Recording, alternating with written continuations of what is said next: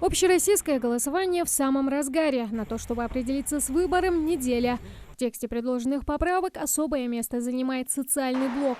Своего рода гарантия того, что никакие экономические потрясения и кризисы не отразятся на выплатах. Я многодетная мама, поэтому педагог. Мне очень близка и социальная сфера, то, что там говорится о заботе о многодетных семьях и так далее, материальная поддержка и учительство. Я считаю, это очень важный момент, потому что в дальнейшем вся наша жизнь будущих поколений будет напрямую связана с тем, как сегодня мы отнесемся к этому голосованию. И я считаю, что каждый человек, сознательный, активный гражданин страны, должен прийти и за эти поправки проголосовать. Сложная эпидобстановка укрепила многих во мнении. Изменения, касающиеся общества, назрели. К слову, одна из вынесенных на общероссийское голосование статей касается пенсионных выплат. На том, чтобы зафиксировать в Конституции обязанность государства индексировать выплаты пенсионеров не реже раза в год, настоял сам Владимир Путин.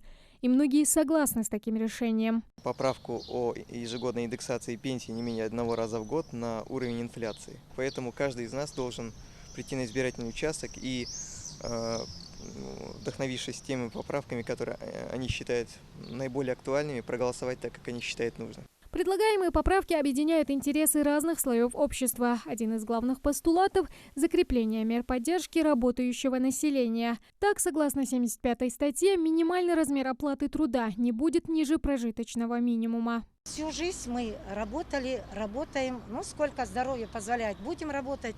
Защита человека труда – это опора своей семьи и опора всей страны. И очень нравится вот такое предложение, как размер оплаты труда. Он не должен быть меньше величины прожиточного минимума. Нам эти статьи очень нравятся и желаем, чтобы эти поправки вошли в Конституцию Российской Федерации.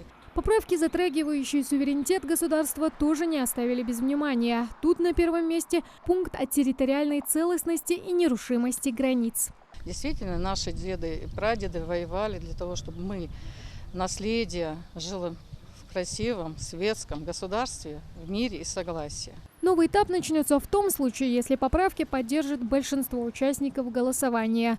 Граждане не могут голосовать за каждую поправку отдельно, так как оставить свой голос можно только за весь список изменений.